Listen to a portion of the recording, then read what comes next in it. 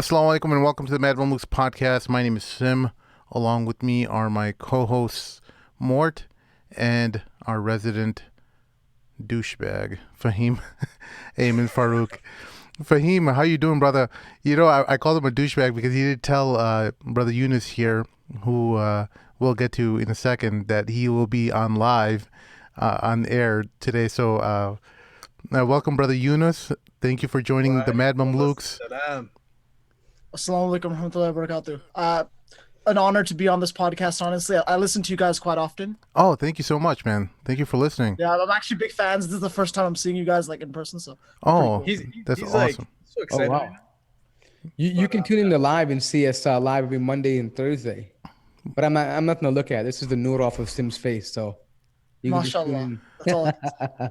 So before we get started, let me just give a quick background on how this kind of came together. I was kind of talking to Fahim about.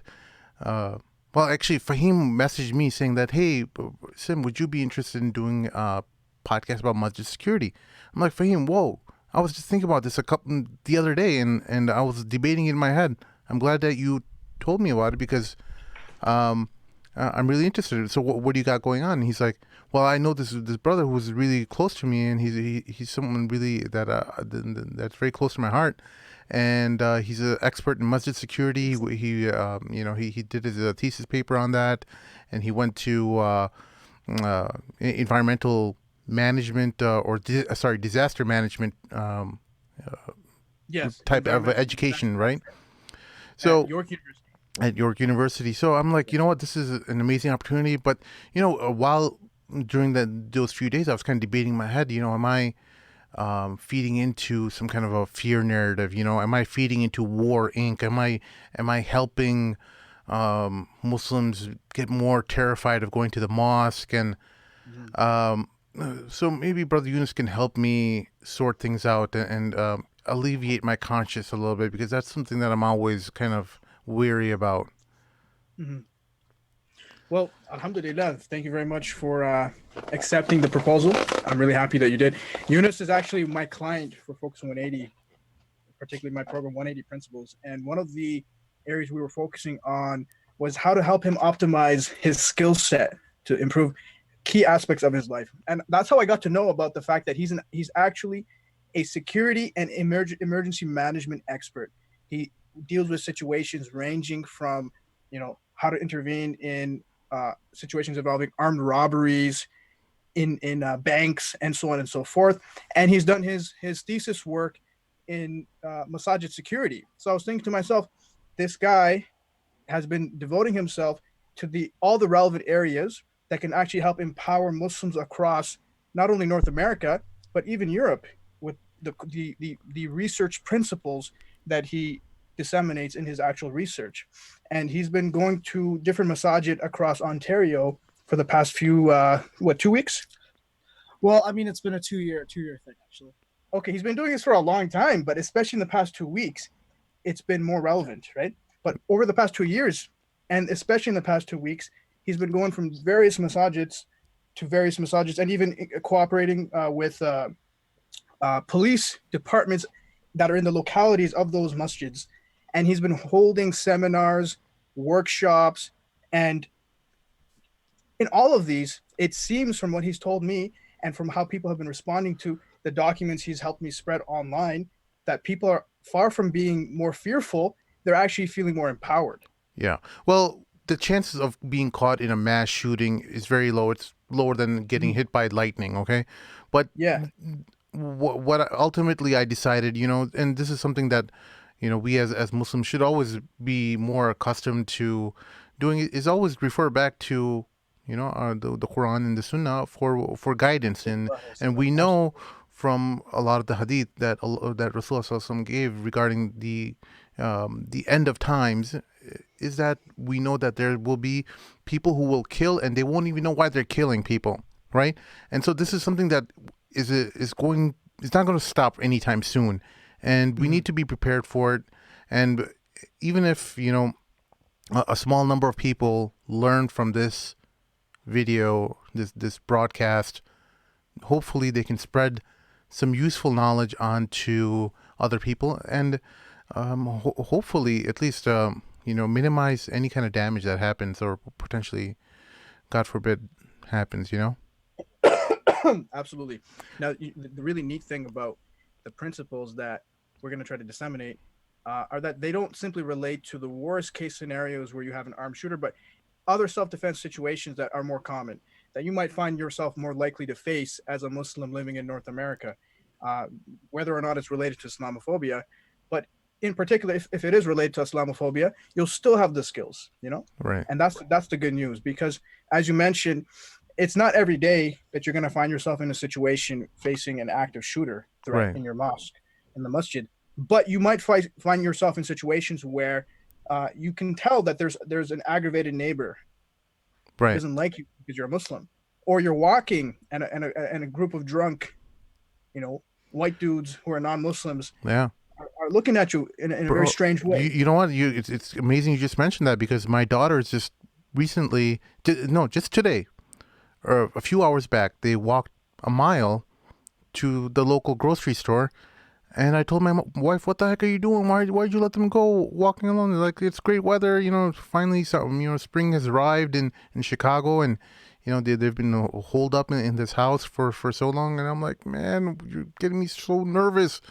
But I want them trained. I want them to know Yeah, about for how to sure. handle scenarios like this, and this is an excellent opportunity for me as a parent to know what to teach my kids about, how to handle conflict. And maybe it's not an active shooter, but maybe conflict in general, right? So Absolutely. let's let brother Yunus talk. And um, how would you teach your kids, or your family member, or the people you love, about safety and security, whether they're going out to the mosque or they're going out for a stroll in their neighborhood? How do you approach this whole security thing? So, assalamu alaikum warahmatullahi wabarakatuh. So I mean, is it all right if I start from, I guess, a little bit, just give Yeah, a little bit of background? do your thing, So, man. okay, so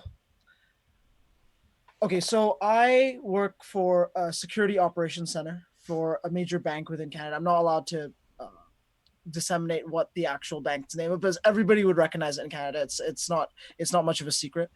But what we do is that on a daily basis we respond for all the branches in Canada. We respond to all of their emergencies.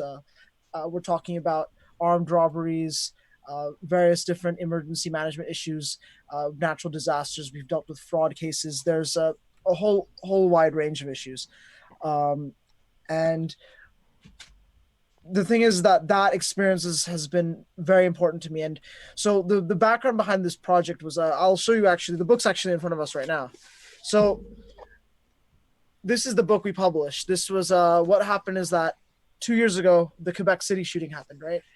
And we I decided that I wanted to help all religious communities improve their security and Can you read resilience. the title of the book? Yeah, sure. I mean, it's a long, boring academic text. I'm sure Yeah, you, but developing localized strategies to improve resiliency and security of mosques in the Greater Toronto Area. cool. So it's available on York University. Actually, because of the New Zealand shooting, they just published it online. So I can send you the link later on if you'd like. But so what happened was that we basically spent about a year uh, like creating this by uh, interacting with different law enforcement professionals, emergency management professionals, academics, and different imams across the Greater Toronto Area. We spent a whole year collecting evidence and data for about 22 people, and we published that. And then what happened is that one of the cities in Canada, the city of Brampton, they recruited me for the Lighthouse program, which is building emergency preparedness at religious sites so that those communities can support the people around them, right? So 20 churches have signed on to this project, and we unfortunately, mosques are not as interested. So these churches are meeting on about a weekly basis, monthly basis, and they're training all of their people within their churches to respond to emergencies in their community. They have shelters in place, backup generators. They have all the food supplies for people who are suffering from natural disasters. So I've been doing that, and then I've also been working on behalf of. So I've recently been recruited to the Salam project, which is a project that basically this detective from the Toronto Police Service who's a Muslim, and a bunch of his brothers who are all security professionals and police service veterans. They're all trying to build security within mosques, right? However, I'm not going to really, to be honest with you, like, I'm not really going to talk about any of those things today. Um, what I want to talk about to begin with a baseline is stuff that I've been working on very recently, because what's happened is that I've tried to do this for 2 years, and it's a very difficult thing, because the thing is, the masjid is not our main focus in life. Our main focus is our job and our families, right? We don't have time for all this extra stuff, right? And the more things we pile on, the higher complexity these situations become, like in terms of like, oh yeah, we need to have security guards, we need to have alarm systems and camera systems, the higher likelihood to fail. So I've chosen something completely different now. I focus entirely on what can you do in an active shooter, what are important things that you need to know, and it's a 6 principle program. And what I've already presented at multiple different mosques. I've been contracted to work at multiple different Islamic schools, and I've presented to many different audiences, from very old people, some who might be disabled, to people who are primarily children, like, we're talking from ages 5 and up, right? And the response has been really good so far. Actually, the reason why I'm late today is because I was presenting at another mosque, and I was just inundated with questions from all these children and stuff like that, who were asking, like, what can we do? And it was great to show them that you can always make a difference in that situation. Yeah. So you mentioned that a lot of the mosques are or were not generally interested in learning from you. Why not? They're interested on a, like, if you go and talk to them, they're Yeah. super interested, right? And I always like, I'm always open, right, to talking more and providing more information. And I'm like, I can do workshops and stuff. And some mosques have definitely, like, wanted that, right?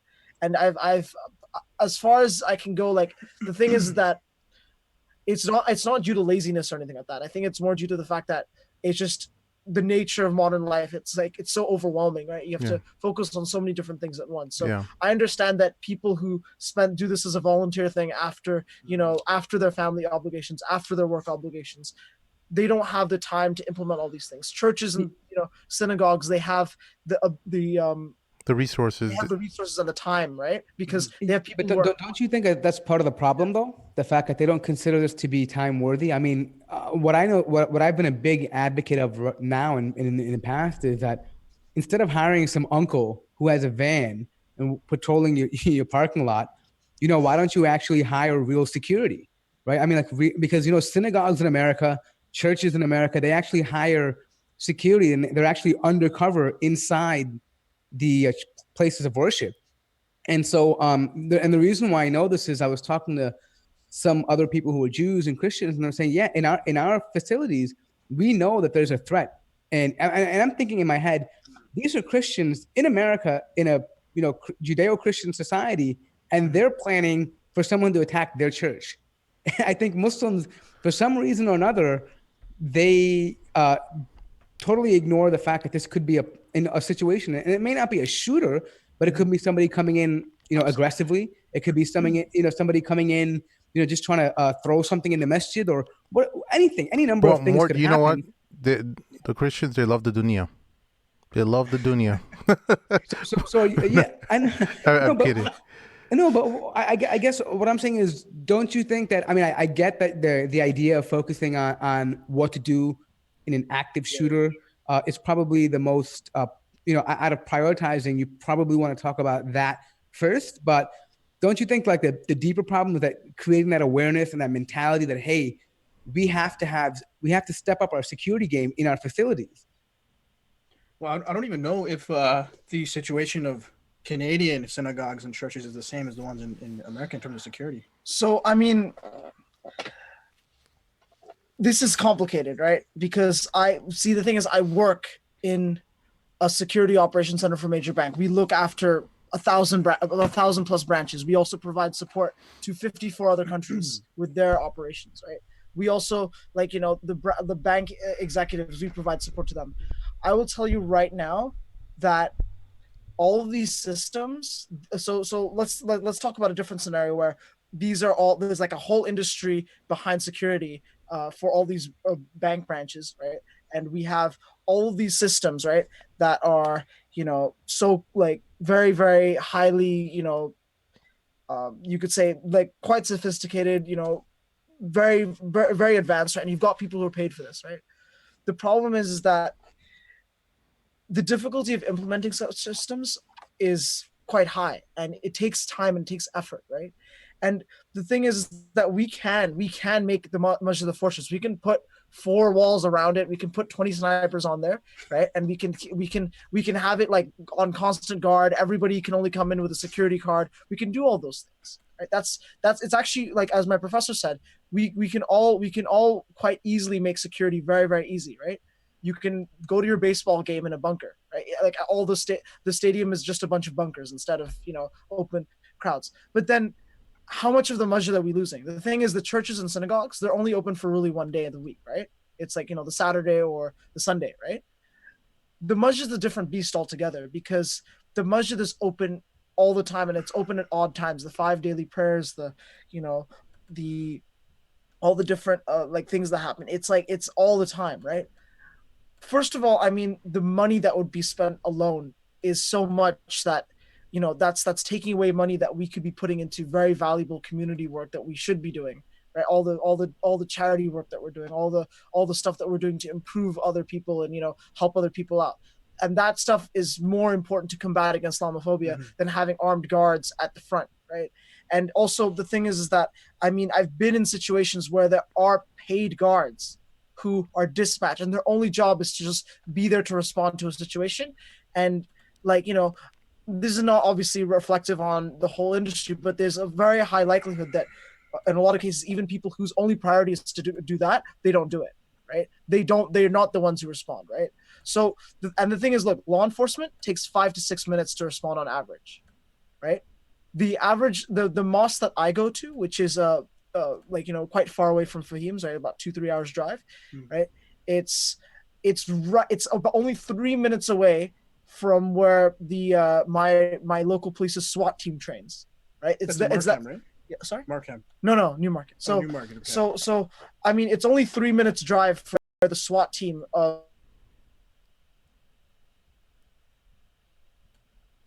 in their training. I've been invited to go see all of their all the stuff that they do with the barricades and all the weapons and stuff and the snipers. It's great, right? But the thing is that most shooter situations are over within a minute, right? So even like, unless the police were there like to begin with, there's almost no chance that they'll be able to come and actually make a difference. And and I've been told by I've been told like by I've learned through much of my research that there's a lot of cases where police officers don't actually, they'll come, like a standard duty officer will come, and then they'll wait for the SWAT team to come. Like, so they'll get there, and then they're like, it's too dangerous for us to go inside. We have to wait for the SWAT team. So I mean, it works in a hostage situation, right? Okay. But I mean, to enact like something like New Zealand, and I mean, with all due respect, I just don't. While I work in the industry and I think it's great to like have all these security measures in place, I think they're wonderful. They're extremely useful tools that help us at the best of times. For community organizations to have little to no money and they're always strapped for cash, I don't agree with it. And also, like, we start bringing into even if we can't afford it, we start bringing into questions like, how open are we making it for other people to come into Islam?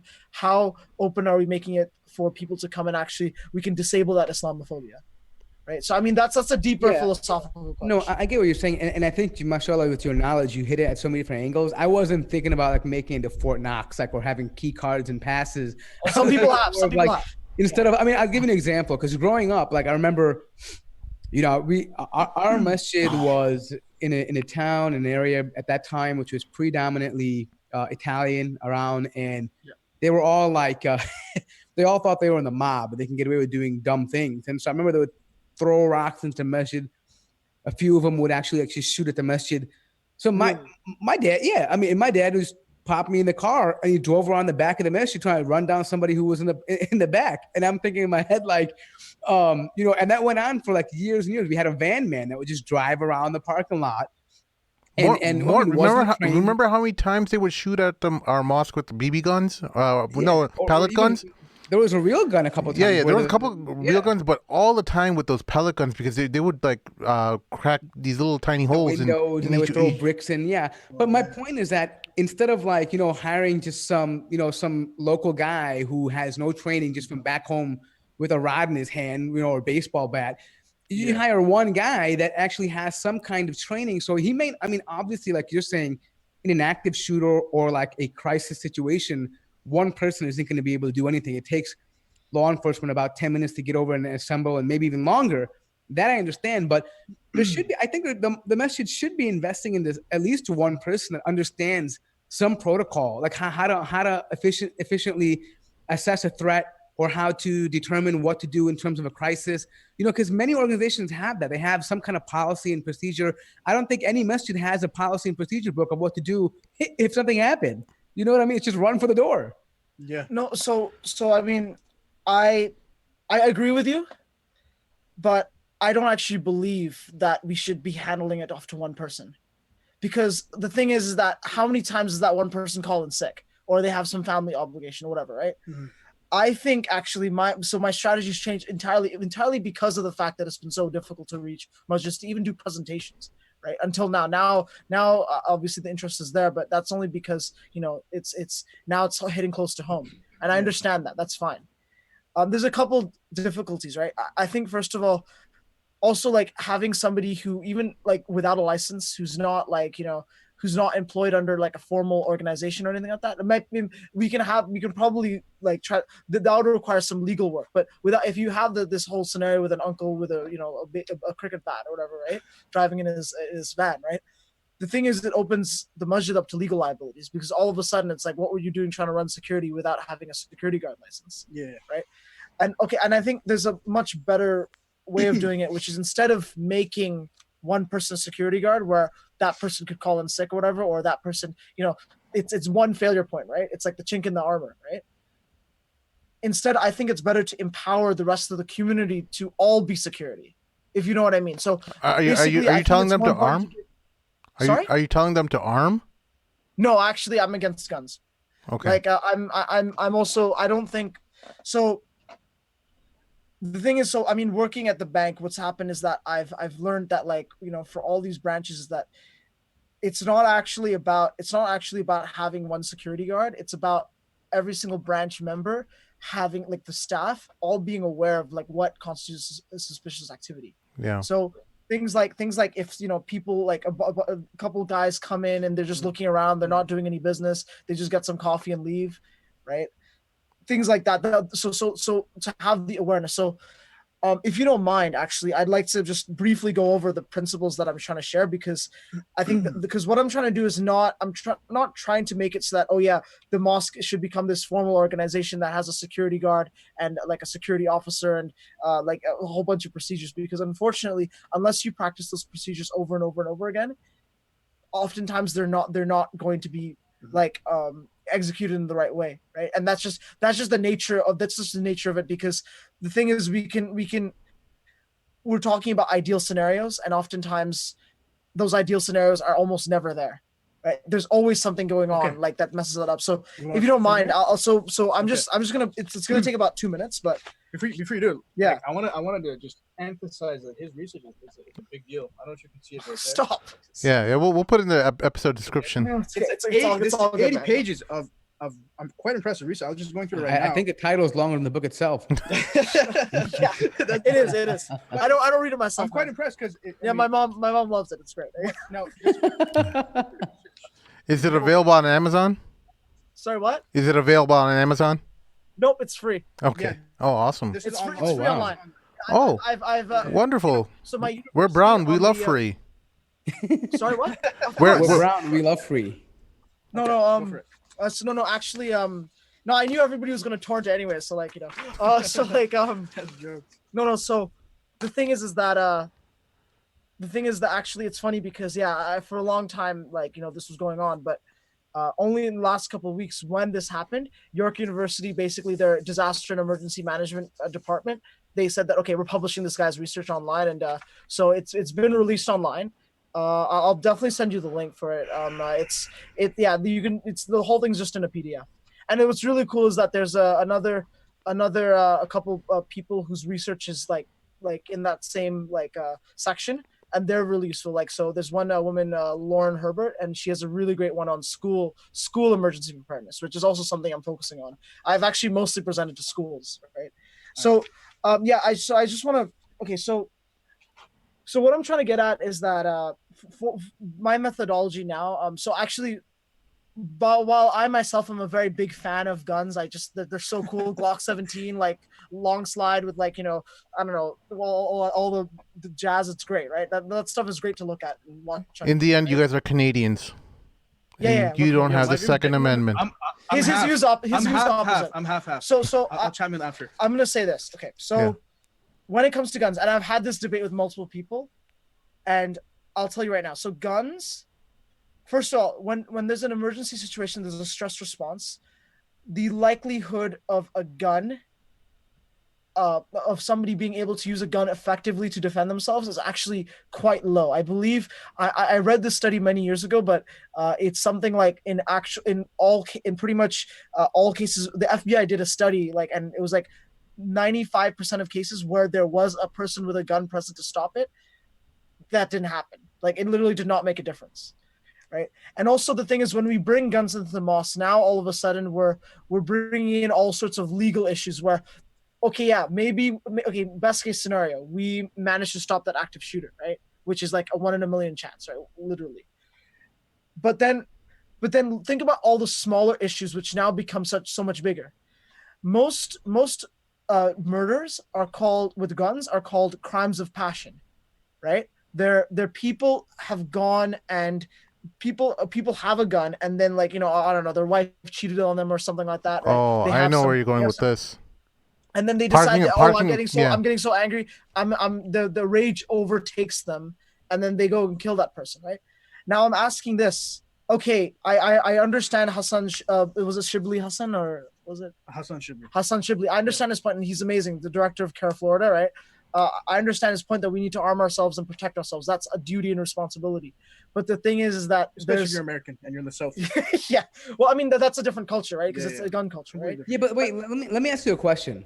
Yeah. If let's say an active shooter or a guy who wanted to commit a crime against Muslims knew that most masajids in America had attendees that were packing heat, do you think? Do you think he would still want to risk coming into a masjid? I mean, it has to kind of deter some people. Absolutely. No. Trust me.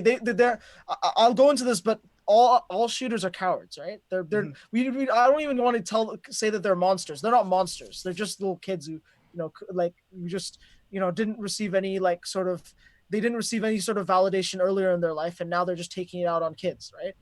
I mean, or they're just really extreme in their views. I mean, like, to be honest, like, there's people who look, let's talk about this for for a second.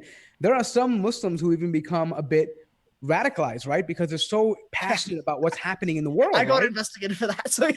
No, you know what I mean? Like, they're just like, hey, I have to go defend somebody, and they go and they want to do something, right? Yeah. And then and there are some white dudes out there who just go buck wild and say, hey, look, my country's becoming brown. I got to go do something. You know what I mean? And they just lose it. You know what I mean? Like, so I understand. Dismiss them all and say, hey, they're crazy people. Or they didn't get love. That's really what the reason why I want to bring this up is because this guy in Australia New Zealand made it known in his manifesto that, hey, I'm just an average white dude from the suburbs. You know what I mean? I wasn't like, I wasn't stupid. I wasn't like beat up. I wasn't harassed. I traveled the world. I even met other cultures. I just don't want brown people in Europe. He lost it. Yeah. No. So it's more than just. So this guy was also a troll. Like, I mean, he said subscribe to PewDiePie, and he said Fortnite inspired him to do the shooting. Like, I mean, he's making stuff up. He makes stuff up. Yeah. But like, whatever he said in his manifesto. Yeah. I mean, those particular points, they're not they're not consistent with his actual character profile. Yeah. His relationships. I think he's a bullshitter, completely through and through. Someone who's actually a thorough, direct, competent person, even if they disagree with you, they don't resort to these types of things. And the very fact that this guy ran like a coward when one of the brothers, the heroic brother, got an empty gun and chased credit card. Well, he started off with a credit card first. He chased him with it, The guy dropped his gun. He picked up the empty one, tried to fire it, no bullets. So he No bullets. tosses it like an arrow. Yeah, he throws it. He throws it at me like an arrow, and the guy Through the runs. windshield. He I runs. mean, he's a G. Abdullah, his name. And So I'm on trying top to of that, Yeah. if I mean this guy didn't have the backbone to enlist in his own military to fight others who are equally armed. You know, he goes into a masjid slaughtering innocent worshippers. These people are cowards. They're liars. Whatever they write in their manifesto to make themselves seem like they're, you know, they're noble. You know. Yeah, but let me give you an Average example Joes. though. Have you guys heard of that that president of that Muncie Masjid in Indiana? His name is Richard McKinney, and he made the news recently because he was an ex-Marine. Yeah, I and saw that. I saw that. So video. infuriated with Islam, like I mean, whatever it was, maybe it was like the war experience, or maybe it was the negative media he held while he was in the military. You know, the negative brainwashing. But the dude just wanted to blow a masjid up, like put C4 into it and blow it up in the bank across the street. Instability. No, and it wasn't like he was beat up as a child or nothing. He just was so. I Well, guess he wasn't beat maybe up the as a war. child, You could argue the war maybe made him that way, but the Yeah. thing is that it was just pure hatred, right? I mean, hatred can right. motivate someone to do some But, you know, crazy things. I think that we have to understand that hatred is a symptom. It's an imbalance in and of itself, right? All these people are fundamentally imbalanced people. The very fact that he's driven to this hatred means that he didn't have any functional ways of actually engaging Muslims, you know, to actually engage them in ways that would be measured, that would actually be relevant to his ideological concerns. You could have talked to them. I got frustrations against white supremacists. I got frustrations against atheists. I talk to them, and I know how to hold my own against them when I talk to them, so that I can actually negotiate my beliefs in a way that's confident and competent. You know, they don't think that way. They're driven in such unstable ways that I can sense that their hatred indicates a fundamentally imbalanced persona, and that doesn't happen overnight. That happens over a long period of time. It takes practice and experience, right? Yeah. So, hey, but you know, I want to go back to Yunus because I feel like we interrupted those 7 principles. And I think everyone in the audience is just waiting for those 7 principles that you know a masjid could implement. Pillars. So why don't we go through that? Pillars, yeah. Oh yeah, pillars. Yeah. So why don't you go through those, and then we'll talk about the relevant details around this. So okay, I want to preface this. So just to this is my opinion on the gun debate. I think the problem is not that we're going to prevent active shooters. I think that's probably going to happen. The problem is that now all of a sudden is that okay. So when I give my speeches and people like start talking about this, right? I say that this two things. First of all, how many issues are going to be raised because somebody at the masjid with a gun got angry at somebody else, right? Like, you know, we could have a bunch of people within the masjid who are getting angry at each other, and then I've heard of many times of like, you know, people close to me of, you know, masjids where like actual brawls broke out, right, because of some management issue or whatever, right? Like people are fighting each other, they're threatening to cut each other's hands off, whatever, right? Over stupid squabbling, right? How much if somebody's willing to go to the point of making a threat, right? Like a threat like that of cutting somebody's hand off, how much further, like how, and that's at, you know, a smaller community masjids, how likely is it that, you know, at one point a gun will be involved in that situation, and, you know, worst comes to worst, like somebody gets killed, right, at a masjid because somebody thought it was a smart idea to arm all the people who are untrained and not, you know, not licensed or certified, or not, like, you know, it takes thousands of issues that need to be escalated, right? And also more importantly, Hey, Yunus, Yunus, you're breaking up for a second. Can you hang in there? More. So I think he was just talking about. This guy. I think there's a slight Yes, lag sir. here, and the internet lag, and I think that's what's causing him to break out. I think Fahim's family members are on Netflix. What was that, Sim? Fahim's family members are on Netflix. It seems like. Right now. They're watching Ertugrul on Netflix. It's causing a lag. Yeah. Is it good right now? You're still lagging a little bit, guys. Are you all caught up on Arturo? I am. I'm on the No. last episode of Hello. Hello. Yeah. Fahima, You back? You back? Yeah, you guys are back now.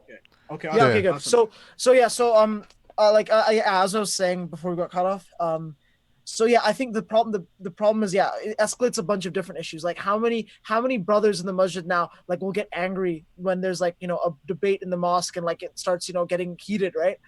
And I mean, if people are willing to like chop each other's hands off, and you know, I know this for a fact that this has happened at more than a couple mosques, right? If that happens, then what does it take for somebody with a gun to say, okay, I'm going to shoot you, right? And then all of a sudden you have a mosque shooting, but it's actually perpetrated by a good Muslim brother who was liked by everybody and, you know, was really well respected, but then, you know, he just blew his temper and he happened to have a gun for security purposes, right? And the second point, which is more important, is that this shooter, one of the things he points out in his manifesto is that he wants to start a race war.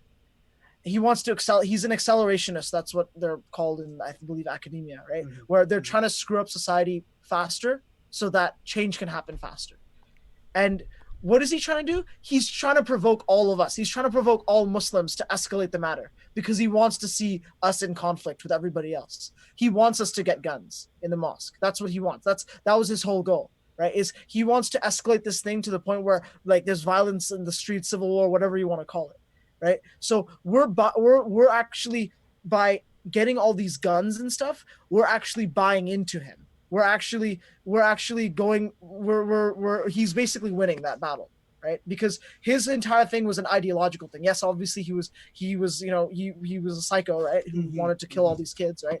But he also wanted to start like, I believe in his manifestos, pretty much every single group of difference besides like white people, pretty much not even white people, sorry, white supremacists, every single group is pretty much like, you know, he lambasts all of them because he's trying to start like fights between every single group of people on differing viewpoints. All right, And so that includes trying to bring guns into the masjid so that we will escalate this, so that then, you know, it'll start more and more fighting, right? Yeah, I mean, okay, I so have a different opinion. so if your solution is not guns, how would you suggest community members, mosque attendees to be armed or be able to fight against something? Do you just want them to drop everything and head for an entrance? Because I got news for you, bro. A lot of these masjids, it's a closed room. There's no exits from the where the imam is. There's nowhere to run out from. You're kind of on a dead end in a lot So of I these mean, okay, spaces. so I mean, I agree. Look, I get that point, right? I think I think that having guns in the masjid is for deterring active shooters. If we had like, you know, trained security officers, that would be great, right? But the thing is, the whole point is the training, right? Because it's not about the technology, which the gun is, right? It's about the mind behind that technology, right, and how it reacts to the situation. And like, I mean, I'm personally not. I wouldn't even be comfortable with some police officers like being posted. I would say like if you had former military, like kind of, that would be better. But the problem is that the amount of problems it causes might not be worth it in the end. Okay, but So what do you want them to do? I'm going to talk about my measures as well, because I think that the problem also is that we have an issue is that what we're doing is that we're mythologizing the gun, we're mythologizing the shooter, we're making him into a superpower. We're giving him so much power by giving him so much attention. And my goal is actually, it's not to like, oh yeah, this measure for that measure. I want to empower every single Muslim, no matter what the situation or the environment they're in. I want to empower them to be able to respond and protect others no matter what the situation. Because at the end of the day, guess what? There's a lot of guns out there that jam. The M16 that the US hands out, in Vietnam, it was notorious for jamming all the time at the worst moments, right? And it took them like decades to figure that out, right? So technology fails us all the time, right? And the thing is, and the technology might not be there. Guess what? Oh, I left my gun in my other coat, right? You know, like like that could happen too, right? Like I left all the things that I had in something else. It's like you become dependent on those things rather than dependent on yourself. I'm trying to empower people like psychologically within themselves, like, hey, it doesn't matter what I have. It doesn't matter if I'm on a wheelchair or disabled or anything like that, or if I'm a little kid. I can make a difference, right? I can do something about it. And when you look into the research, when you look at the people who've done the field work and have done all these things, right? I mean, I've spent a significant amount of my time, you know, where I should have really been watching Netflix. I spent a significant amount of my free time, you know, trying to learn this stuff. I've gone to, you know, I've learned from people who train the Israeli Defense Forces and, you know, like Special Forces commandos. I've learned from people who are, in England, they're like the number one, like they're the managers for a multi-million person events, right? And the thing is, what's really interesting is that all the stuff that they're saying is that actually we're so much we if you just give people the right information, we're all so much more empowered to take measures to make the situation better, no matter how bad it gets. Why don't you present your Absolutely, points? I could start. And then let's address some of the critics. Yeah, there's some absolutely. people who want some clarification. Yeah. I also want to play devil's advocate, and also I want to articulate some of my views, because I do have some different views when it comes to the place of guns and trained individuals who can wield guns responsibly. Yeah. But let's go through the points, and then we can address. Okay, sure. So in every single, so I'm just gonna present it like pretty easily. So this is a presentation I've been running at different mosques, different schools and stuff, and it's been done a couple times, and I think the response has been quite well. Several people and different organizations have shared it across social media, and it's getting some traction. So I hope you guys find some value in this. So in every active shooter situation, every single one, and this is like me as somebody who responds to them on a daily basis for banks, like I see them happening all the time, right? Like I've dealt with a particular case where two guys came in with a shotgun, held people hostage, and took all the cash out, and then they just ran away, right? And I've dealt like these situations, they evolve really fast, they happen really quickly, but in every single situation, individuals have made decisions that save lives. It's a terrible situation, and however many people may get killed, but in every single situation, somebody made decisions to improve that situation, and guess what? It's less people. So in New Zealand, instead of 100 people dead, we're talking only 51 people dead, which, I mean, that's still horrible, right? And that's still horrible, but it's better than 100 people dead. And the great thing about these measures is that they're not things that require that constant like the thing is, right now we're all acting emotionally, right? So and the thing is, it's not going to be able to be sustainable. I've seen this cycle before where a synagogue gets shot up, all the mosques want my stuff, and then they implement these measures for a month, and then it goes away. I'm talking about something that's more sustainable, which is public education and preparedness for the individual. Okay, so what's your first step? Okay, so I've got 5 pillars. Okay, so law enforcement takes an average of 5 to 6 minutes to respond to an emergency, right?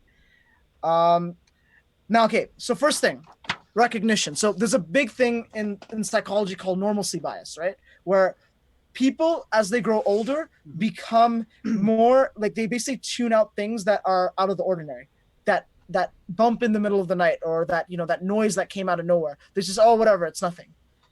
During an emergency, oftentimes there are signs that something is about to happen, right?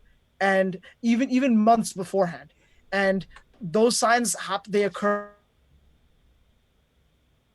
and some people ignore them. So the first thing is that if you see something suspicious, say something. Inform the police in your community so that they're aware of suspicious activity. Many criminals conduct unusual activity beforehand, scoping the site. Right. So a lot of the robberies that I've dealt with, actually, there's been incidences where people come and actually scope out the area. Right. They scope out the bank branch. They're looking around. Right. Or the Quebec City shooter, where he actually came in twice beforehand, and he angrily argued with one of the staff members, and that staff member did not actually raise the alarm whatsoever. He could have told police, right? He argued with this guy and made a bunch of Islamic phobic comments that were like very alarming, and they raised a lot of suspicion. And there had been a pig's head that was found outside of the mosque earlier, right? I mean, all these things that happened. So there's all the warning signs that okay, there's somebody there's people who want to hurt them, right? But the police weren't told, right? The administration weren't told. So if you tell people there's something weird going on, right, that makes a big difference. And I've been to several mosques where these are all anecdotal purely, right? I can't put this in research because these are anecdotal things, right? But they've all told me about incidences where people have come in and they're acting weird. They convert to Islam or something like that, and they're being super enthusiastic. And the thing is that nobody raises any flags, right? And then somebody does raise a flag, and then the police go and investigate them. Right? It's always important. It's better to be safe than sorry. So that's always important, right? The second pillar would be communicating that there is an emergency, right? So you gotta calmly and clearly communicate that there's an emergency situation and direct others to evacuate. So it's not. So the thing is that I've actually this was actually from somebody who was a manager for a cinema theater, right? And she's dealt with some emergencies in the past, right? And she told me that like what happens is that like you can't just if you've recognized that there's an emergency, right? You can't just start acting panicked and stuff, right?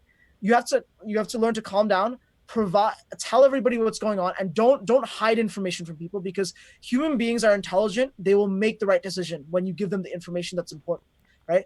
Give them the information, tell them there's an emergency, we're not sure what it is or whatever it is.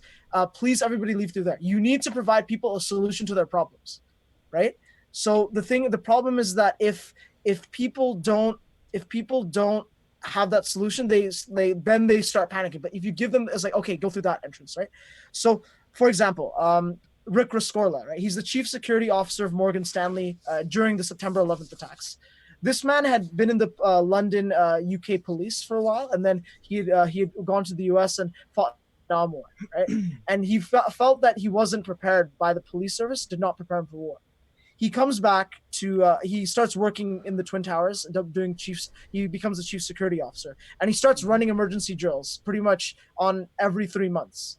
He interrupts board members' meetings. So like, for example, they're meeting with like some Japanese executives or whatever, right? And he almost gets fired for this. He'll interrupt those meetings and he'll say, everybody get out, right? And then these board members these CEOs and stuff like that, they'll say like, how dare you, you're going to get fired, right? And he said that, the fire doesn't care if you're Japanese, right? Because like, it's more like you have to be prepared no matter what. And this man, when 9/11 did happen, he also correctly predicted that that it was vulnerable to a van bombing, which is the World Trade Center bombing. And he also predicted that it was very vulnerable to a plane attack, which is what happened as well, right? And so on that day, the New York Port Authority told everybody when the plane crashed into the building, he said, everybody, like the Port Authority said, everybody stay where you are. Firefighters will be up to get you, right? This gentleman actually told everybody, screw that. Everybody get out of here. And he offered emergency exits. He got every single person out of that building. Like he saved 2,687 lives. That's the actual total count. If you look at that on, it's public knowledge that count. And the only reason, and then one person was left behind, right? And he decided to go back up and get him. And he went with, I believe it was 4 other security officers said that we're going up with you, sir. And all 5 of them went up and they never were seen again. But like the thing is that with proper communication, they were able to save that many people during that. It could have been death toll could have been so much worse. So okay, the next one. Okay, so now police services around. So I'm working with York Regional Police and Toronto Police Service on this. I help them out. I provide them data and stuff like that, and they have excellent programs. And I know that U.S. Police. Police forces have very, very good programs about this. It's called the Run, Hide, Fight program. You might recognize it as that.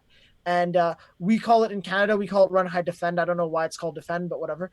So I'm going to go through the first part. So running. So the thing is that psychologically, when you're in an emergency situation, our animal brain, which is adapted to running away from woolly mammoths, right? It goes through those familiar patterns, right? And it doesn't know what to do anything outside of the box, right? So think about a couple of buildings you've visited recently. Did you make notes of the emergency exits in those buildings? Did you know where to go to if there was an emergency, right? Like how to run out, right? The thing is that most of the time, even if you have, it's likely your brain won't be able to actually make the decision to go through that door when there's an emergency. Because what happens, and I've experienced this myself, having worked, having to manage an emergency while it's ongoing, you fall into familiar patterns. So what's important to solve that situation is just being able to, so if you're in a class or whatever, running a drill where you just walk your people through those emergency exit doors, right? To psychologically familiarize yourself with that avenues, like, okay, this is a safe place where I can run to. That makes a huge difference, because I mean, being able to run away and then provide, helping other people to run away is super important, right? And guiding others to safety is really important. Obviously, taking care of those people in wheelchairs with disabilities, breaking windows, right? Your brain uses shortcuts and it will only want to use familiar paths. In the Las Vegas shooting, right, which is probably the worst shooting in North America, and in terms of it being a nightmare scenario where nobody could do anything, it's the worst. But what's incredible is, I have this from the one of the head detectives of the Las Vegas Police Department, who took out his time to talk to me and stuff like that after one of his presentations. Right, he told me that like there were hundreds of people on the ground in Las Vegas who made decisions at that time, and the death toll could have been so much worse. Because with regards to running, those people who ran away during the shooting, they were more likely to survive than those people who tried to hide, right? And we can talk about Las Vegas in a little bit. Wait, There's more to it than why is that. it bad to hide? Wouldn't you just want to get some cover? They were still a lot of people just went to the ground and took cover, and the death toll was very high there. Well, obviously, because they didn't know where the bullets were coming from. No, I think what he means is just getting on the ground and covering your head, like not just hiding, but like Okay. just ducking down and laying, playing Yeah, dead. yeah, it's ducking down. Yeah, and I mean, Playing the possum. thing is, at the end of the day, we can say all like the. I mean, in hindsight's US 20/20, right? Because Yeah, of course, they always, don't. yeah. They have no idea where the bullets are coming from. I don't think many of us, unless you're in the army or have some kind of training, you have any idea where bullets are coming from, because it all sounds the same. It sounds like it's coming from everywhere, but to the untrained ear, Most people you don't know what don't a know. bullet sounds like. They don't know what it sounds like when it's coming. Well, so in the Or Las where it's Vegas coming shooting, from. we can go over that for a little bit. Well, in the that's Las what Vegas I'm trying to say. Like, it's such a chaotic situation. How do you want people to react when they first hear the initial burst of fire? And that's how I'm kind of approaching the situation. You're let's just say you're in Salah, and God forbid you hear gunshots, and you don't know exactly where it's from. It could be from the front of the masjid, it could be from the back. How do you? What's the next line of thought? How should you logically take the next steps to make sure that you and your fellow masjid goers are okay? Well, an interesting point about the Las Vegas. You say that they're not military, right? Actually, so overwhelmingly, the people going to that country music festival were actually off-duty military and law enforcement personnel. So even they didn't even Yeah, they were completely caught off guard, right? that's what I'm saying. Yeah, most Yeah. people don't. I agree with you. So running is tip. I'm gonna go through it, and we're gonna spend a little bit more time on the defend part or the fight part, right? And Because just so the listeners know what we're talking about, the Las Vegas shooting happened from a hotel room, right? It happened from a room. Yeah. Okay. So now we have hide, which is basically, if you can't find a place to run away, you need to minimize noise and turn off the lights. You need to put your phones on silent, figure out basically create a barricade in the room. Don't and in Virginia Tech, we've had like that incident where this shooter came and pretended to be a police officer when people were hiding, right? And he would go into rooms and say, "Oh yeah, I'm from the police," or whatever, right? And people would open it. So don't ever open. If the police need to get in, they will get in, right? But use your judgment, because in the Parkland shooting, there's a lot of teachers who saved like dozens of kids. Like we have reports of like dozens of kids being saved in the Parkland shooting because they refused to barricade themselves within rooms until like they had more kids inside than they were supposed to. So violating procedures. The reason why I've become a little bit cynical about all these different measures and security and stuff like that. The problem is that these measures sometimes actually end up getting worse. So there's multiple active shooter drills and it's situational. So active shooter drills in the US in the schools, some of them actually made it off worse. Some of them ended up traumatizing kids, right? Not like because pellets have been used and people have been shot in those active shooter drills, right? And then sometimes it actually ends up worse because we're also locked into procedure that we don't actually we're also locked into procedure that we don't make that judgment ourselves, because the thing is, the human mind, we know, like, our gut instinct, Allah subhanahu wa ta'ala has given us that gut instinct that provides us the the ability to make that judgment. Okay, is it safe to like open close, right? Okay, so the next one, I think this one is it's funny because defend is something that has been controversial. Like some people, like I've had military personnel tell me, "Oh yeah, you should only defend or fight if if you're able to and if you have no other choice," or something like that. So fighting is obviously the last resort, and it's not something anybody wants to do. But actually, the thing is, actually this pillar is surprisingly more effective than all the other ones. So it takes, I'm going to tell you one thing. Okay, first Oh of all, boy. it takes 1 point. So I've learned this from one of the guys who Bro, trains, wait like, a minute. I'm so confused, bro. You're telling me to run. Now you're telling me to defend myself. I'm confused. do it all. Actually, so I've actually had a principal of a No. Sunday school. I'm gonna be like halfway running and then halfway punching. Like, what am I gonna do here? All of the above. No, I've actually had a principal of a Sunday school who at first told me, no, don't even tell them any of this stuff because it's going to traumatize them. She flipped around to say, no, actually, forget about the run and the hide. Only talk about fighting. Like literally, she said to get all the kids. Like she's so like because she understood like all the knowledge. So okay, first of all, just a scientific fact. This is coming straight from like Israeli special forces and like this is a guy who trains like Canada's Joint Task Force 2, like they're basically the equivalent of Navy SEAL Team 6, right? It takes the brain 1.9 seconds to evaluate information in front of it and send a signal to its finger to pull a trigger, right? And if we're talking about trigger, so 1.9 seconds, that's how long you have, right? And what's really interesting is that in 1.9 seconds, a lot can happen. And what's really cool is that there's so many measures that you can take to stop a shooter, even though you don't have a gun. And that's what I'm really trying to promote here is that, okay, if you're cornered, plan and act decisively. The first thing is this person who decides to come and, end people's lives and do all this stuff and kill people and execute people, right? Guess what? He's a coward. He's I wouldn't even call him a monster. He's just a maggot, right? Like at the end of the day, he didn't receive any success in his life.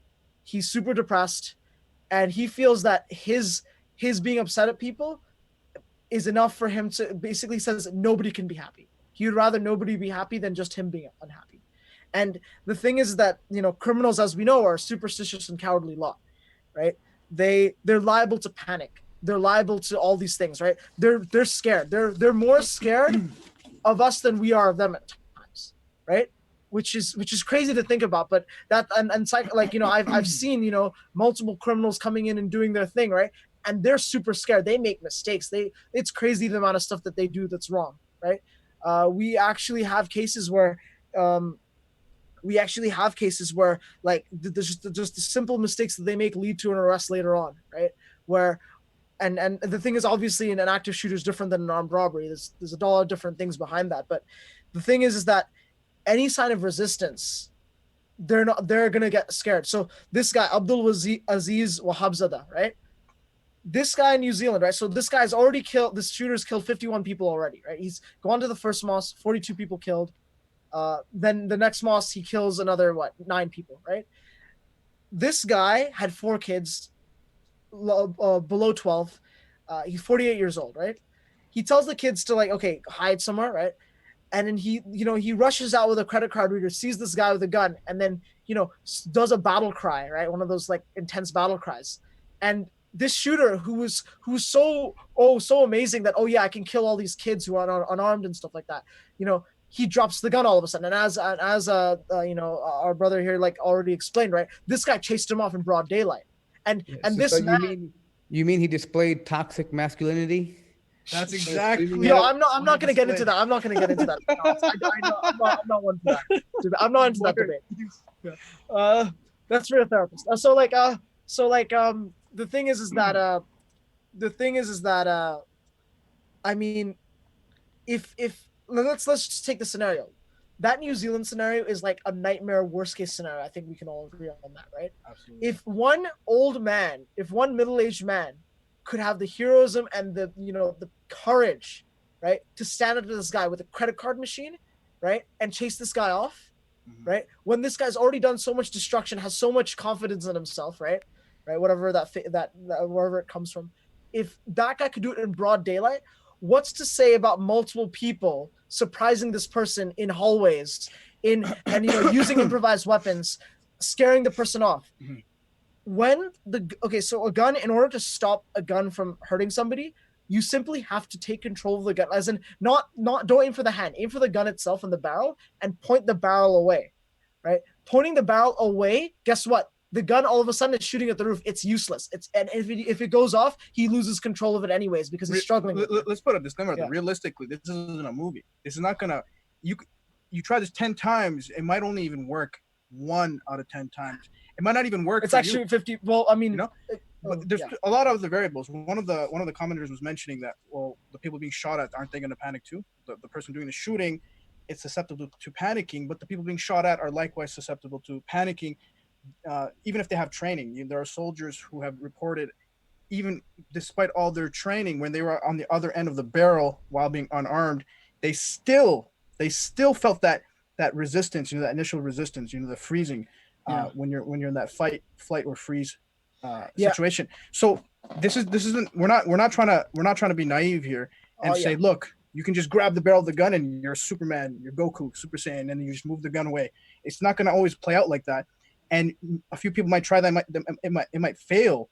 But the point here is, if it's done multiple times by multiple people who have the courage, that's better than everyone panicking and 50 people or 60. Yeah, so basically what has to happen here is, to recap, you scream Allahu Akbar really loud and you go for the guy and you grab his weapon. Full Everybody endorsement, runs the gun and grab his weapon. I don't think you should. No, I don't think you should announce anything. You should be stealthily approaching him from his backside and take him down. I wouldn't scream anything. I mean, at that point. So the thing Well, is, that's the idea. I get what he's trying to say. You just want to try to close them in, and maybe someone run in and grab the whole objective is to grab that barrel. The logical option for me, more, I kind of pictured myself after. I think a lot of people did. After this whole New Zealand thing, kind of put themselves in the scenario how they would handle it, and they put themselves in. Ran. You kidding me? I would have broke through a glass and ran. I would have used it. I would have used your body as a body shield, Mort. Bro, I don't know anybody that day, bro. I'm running. So I mean, like I was saying, your animal brain, right? Fight or flight. Yeah. So at that point, you're trying to make that sort of decision, and it's up to you to. I'm not here to tell people what to do, right? In terms of, wait a minute. For a minute, have any of you? I mean, I know Sim hasn't, but have any of you two been shot at before? I have. Close to it, yeah. Okay, so I'll tell you one thing. I've been attacked by knives. Yeah, this guy's. Well, I've been shanked instead. That's different. I'm saying I got shot at twice, and I'm telling you, when you get shot at and you don't have an arm, you're not armed. The first thing you think about is, you don't think about taking cover. You think about running the opposite way of the bullet, like the sound. You're like, I'm getting out of here. You just that's the key. The sound. You just booking it down. The thing is, the thing is, we can go on and on about this, right? Because there's a lot of debate to be had about this, and I mean, within police tactical units, and the times that have been had to discuss this with professionals in the field, right? There's a lot of up and down about this, right? About what we can do and stuff like that. And the thing is, at the end of the day, you're only like, okay, so that shotgun incident, right, that I was talking about, where I saw this happening and I had to react to a situation like a hostage situation. I actually I did okay actually comparatively, but I panicked as well myself, right? Because obviously, I want to jump through the screen and appear in that branch and fight the bad guy, or run away or whatever, right? But I have to do a bunch of. Which one was it? You wanted to jump through and fight, or did you want to run away? I don't know. I was deciding, right? So the thing is that and obviously my team lead at the time was she was amazing, right? Because she has this ability to just figure out what the situation is. She based on 10% of the information, she can make a judgment call, and then she provides all the information to police. We already caught the criminals within 10 minutes, right? And they were doing this whole this heist kind of deal, right, with weapons. And so the thing is that I mean, we don't know how we're gonna react, right?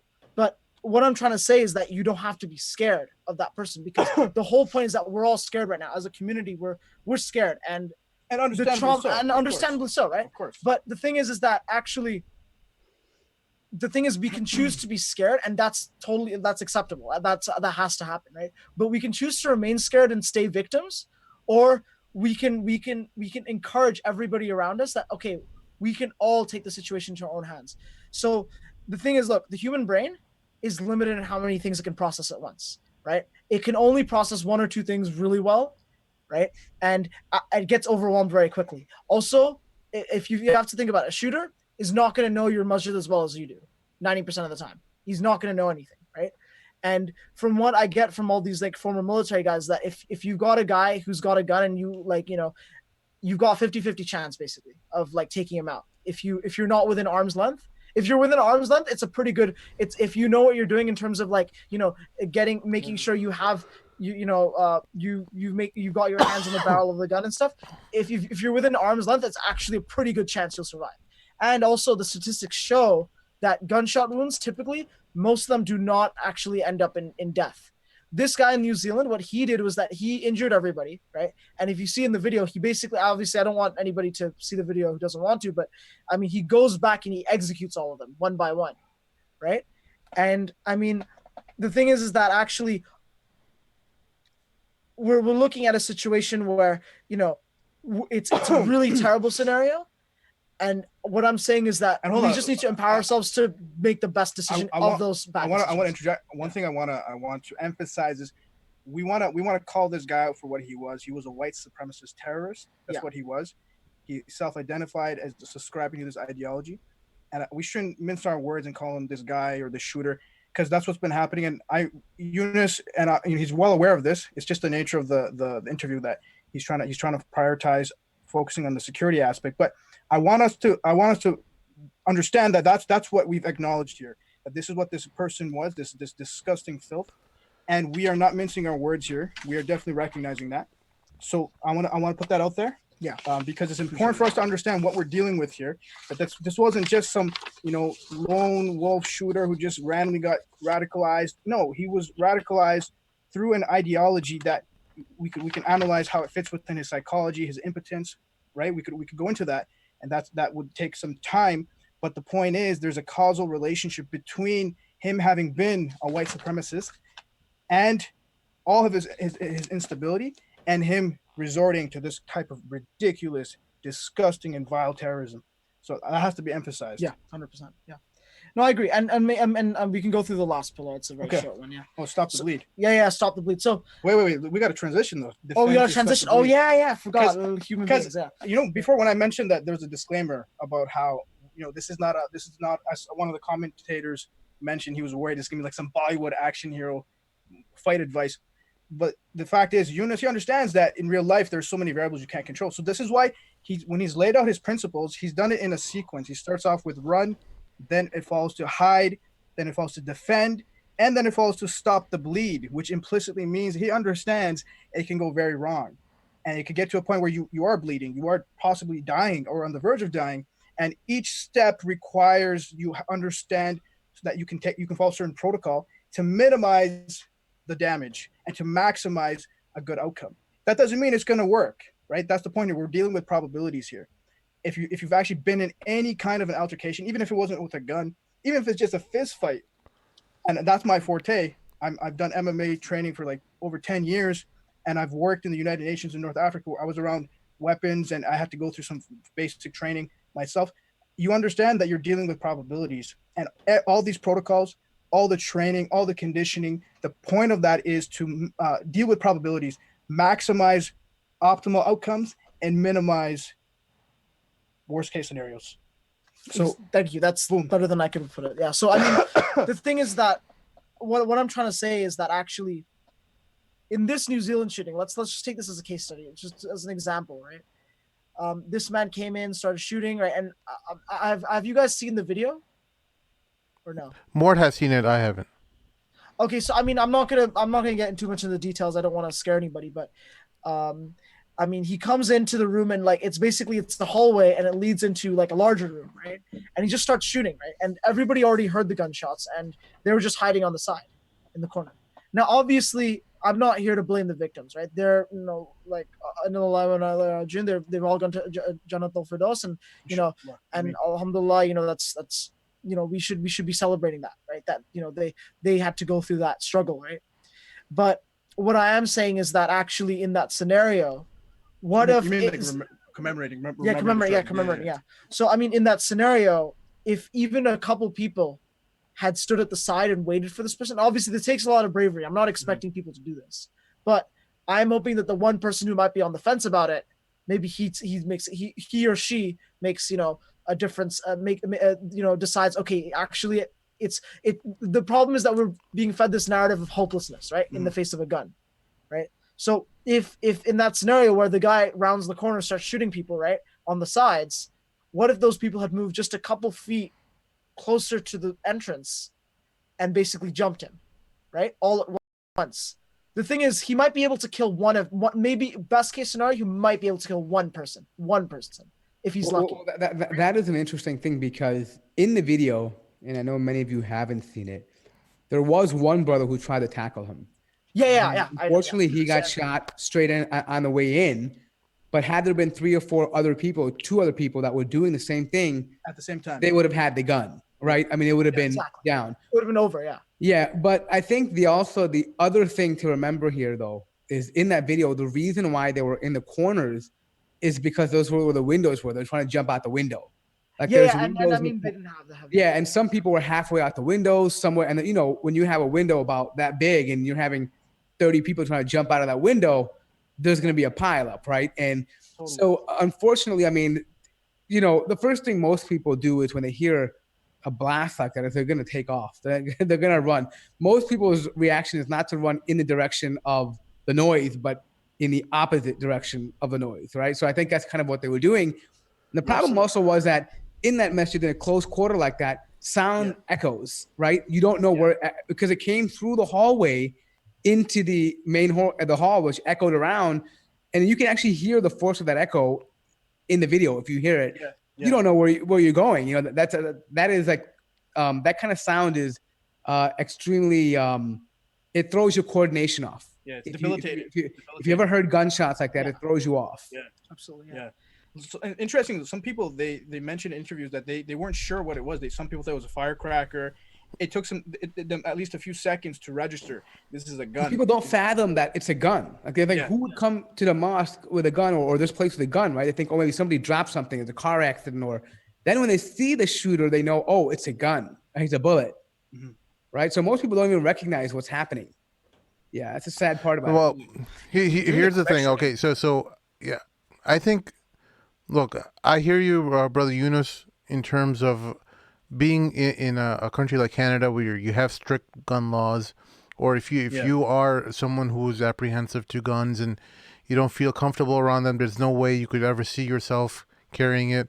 I'm a proponent. Actually, no, I'm actually pretty big gun. No. I'm just saying not you. Yeah, I'm not saying you. I'm talking about there's many other people beyond this conversation who are just they're not comfortable owning a gun, and for whatever reason they just don't ever want that kind of a weapon in their house, and I respect that, but I think that if you have laws in your state or whatever region you live in the world that you have the ability to carry a weapon, you got to do it, because that's just.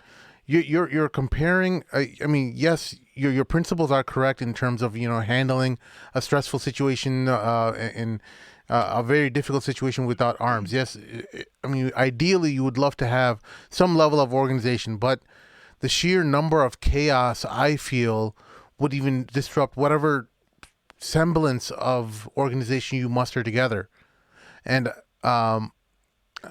ultimately, in the end, if you live in a state where you have the ability to carry a weapon, that will exponentially increase the odds of you and your fellow community members or your family surviving any kind of, whether it's Islamophobic attack or a mosque. Sim, I think the thing is that people think that owning guns is to bring out, in this situation, in the masjid. And unfortunately, that's not the only type of situation where we have guns in America, right? Yeah. Like, that if you could, and I get what he's saying. In those situations, it's very difficult to pull out a gun and to get a good vantage point to actually take out a shooter. You have chaos, people running around, right? It would be very difficult to get a clear shot on the shooter anyways. It's very difficult. However, in America, the Second Amendment, you have the right to ban and assemble yourselves, right? So if I know that something's happening, I'm locking and loading. I don't care. If you want to come to my property, you're threatening the masjid, I'll show up there with a gun and I'll stay there. Right now, I mean, there's kinds of things that happen, right? Like, it also shows a presence, right? Part of the sunnah is also to show your rajul, like your manhood, right?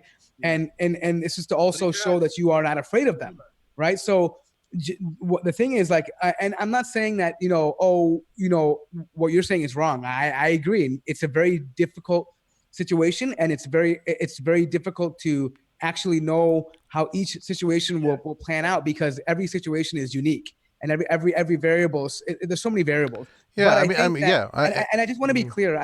I don't think the guy is telling you not to own guns. I think what Yunus is telling you is that maybe having a gun in the masjid in these situations isn't going to be as helpful as you think it'll be. Right? It might not be, but maybe if 10 Yeah. people or maybe 15 people out of 1,000, at my mosque there's usually 1,000 people who come during the Friday prayer, and at least you don't even need 1% to be carrying a weapon, and you have increased the odds of survival by exponentially. You just need a handful of that 1% to fight back. It could be. So I mean, I agree. Yeah. I agree. Like, I mean, look, that's a call that everybody needs to make on their own. Yeah. But the problem is that. Yeah. Wait. In Canada, does it? Are you allowed to bring? So much more complicated. No. Are you allowed to bring crossbows or any other type of weapons? Yes, crossbows are legal, but I mean, the problem is that. Hey, the problem is you only got one shot, right? Become Daryl from The Walking Dead, man. Yes. Well, okay. All right. Well, I thought maybe you want to pull one of those without things, like it's one of those. You could do that too. Moments. No, but the problem is that how much of our the thing is then it becomes situation, but then now we're talking about situational possibilities, right? Because we might not always be able to carry a gun into different scenarios, right? And who knows, I might leave my gun back at home, right? Sorry, no, wrong I'm jacket. talking about the Masjid president put a crossbow in his You're not the in his only one office. that this So I'm sorry. I'm thinking out loud, man. No. Look. I think what he's trying to say is this. Some right? office where that's the the ammo closet or the weapons room. I think what we're doing is giving more. I would definitely carry. We're giving more power to guns too. Wait, hold on. No, forget about guns for a second. You guys are in Canada. Guns don't even apply to you. We can't even debate over guns, okay? Oh, I'm so sorry. Wait a minute. We're talking about crossbows and things that are legal in Canada. I don't care if it's a slingshot. Carry that, I'm there are keys that I never mind. No, okay. So listen. I think the main purpose, I think this is the main purpose of this conversation, is that Muslim communities need to be having this conversation on a larger level. Yeah. Whether we agree on a certain tactic, whether it's owning guns, whether it's being, having preparedness or whatever it is, strategies, educational classes, seminars on how to deal with active shooter situations, or even owning guns and arming yourselves and having shooting class, whatever it may be, the community at large needs to be having this conversation. For sure. And I think that's the broader picture that I'm taking back from all this, because there's so many different methodologies and so many different points of views on how to deal with it, because there are, because each situation is so different and unique, that everybody's going to have a different interpretation of how to deal with it. But I think the main point is that not enough massages are having this conversation, and they should be having it. Training. I mean, to be honest with you, I've seen this debate happen again and again, right? And the problem is this. I personally think that we're putting so much emphasis on having guns and stuff, but we don't think about first of all, how many of us as Muslims will be able to, the thing is right now we're emotional about it. Right? I've already said this. No, the emotions are there for 2-3 days, and now you're just like, I want to make sure that I got to be ready. Emotions, they're fleeting. They pass away. I was emotional for the first 2 to 3 days, and but now I know, for a fact, tens of my friends and their friends all around Chicago, which has got to be hundreds of brothers who are signing up for weapons classes, what's called conceal and carry in Illinois. And I told the missus. Everyone's packing heat. I don't. Yeah, I think Muslim women should be packing. Citizen, right? I was born in Boston. My theory is Muslim women should be packing more than the men. Oh yeah, for sure. I mean, they need to know. If someone says some dumb comment, no, pull it out and be like, yo, I'm telling you to step off, and just to throw. I mean, I think Muslim women need to pray. It's just my opinion, you know. But I mean, but like I said, the conversation is absolutely right, Eunice, that Yeah. it all depends on what community you live in, how you feel about it.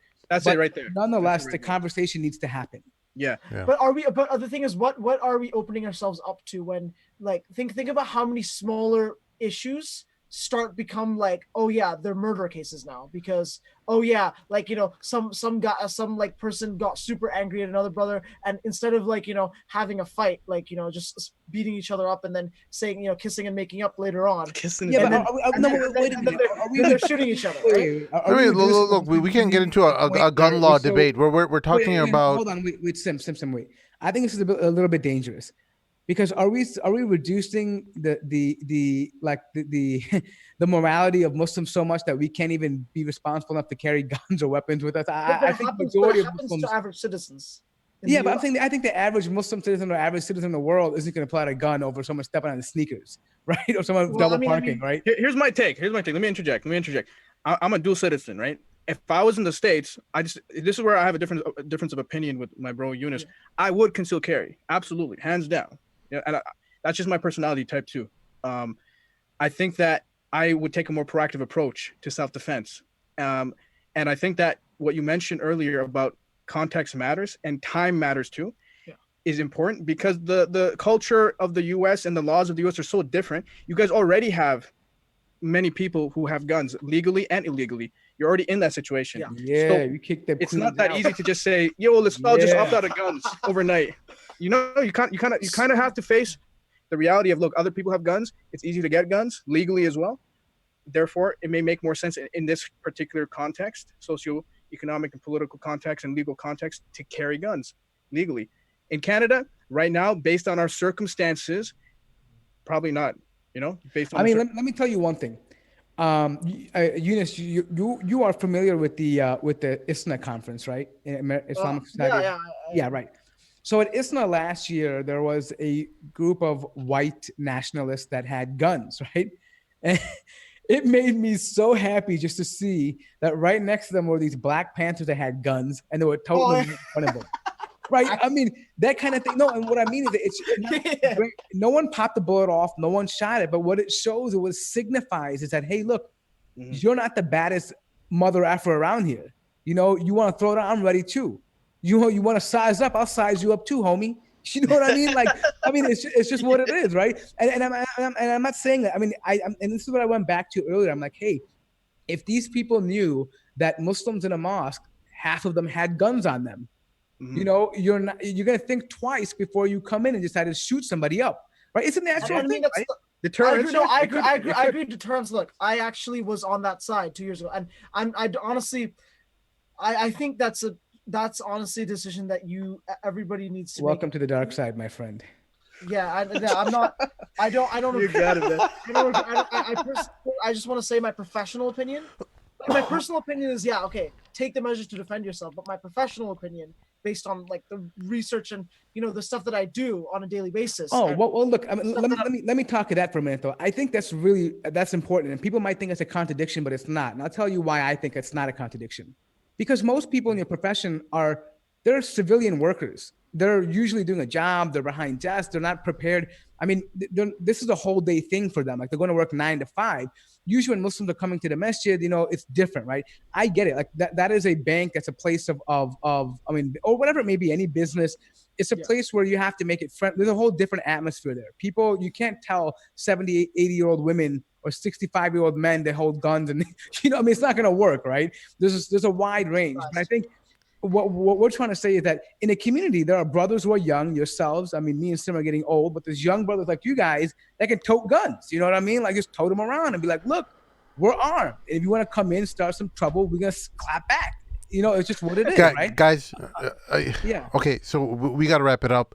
Closing thoughts. So let's just go through the last pillar, which I think is the most important thing to.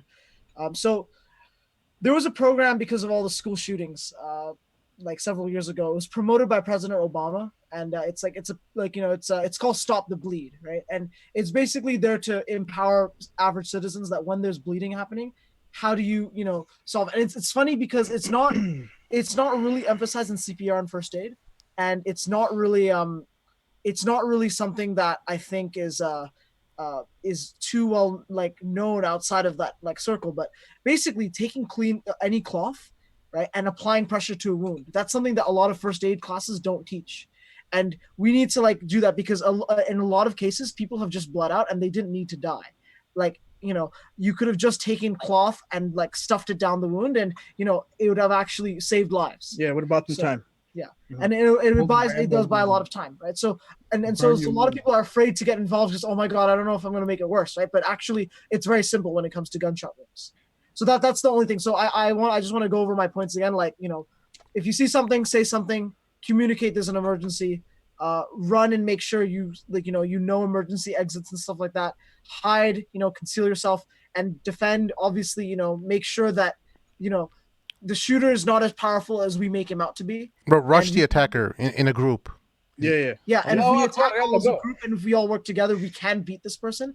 And if inshallah, and if we take those measures, it might be instead of just 50 people dead, it might be only 1 or 2 people dead, right? And maybe even less than that. There's been several cases where a shooter's been completely like disarmed and stuff like that without anybody dying.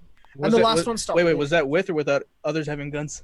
No, well, no. This is without There's multiple cases in military conflicts and stuff like that where people have been people with guns have been overrun by people without, right? Like, all right, guys. Yeah, we gotta wrap it up. We're out of time. Okay.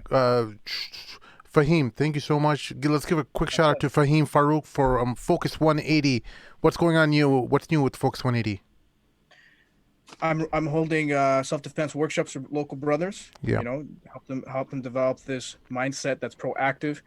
It goes a long way. No one becomes a Superman, but you still learn to have the correct mindset, the correct reflexes, and to be organized. Right? Again, we're dealing with probabilities. You can't guarantee anything, but you can maximize and minimize outcomes. So that's what I'm doing in my locality. Apart from that, I'm just dealing with clients. Helping them develop optimized lives. Yunus here, he reached out to me. He's one of my boys. I really like the fact that he's doing this stuff. He's a brother in our community. Yeah. Men have to be at the forefront of security for the Muslim community. It's our responsibility. And that's why I wanted him to be introduced, because you may not agree with everything he said. No, I agree with him. You should agree with him in regards to, living in any European country or Australia or New Zealand. For sure.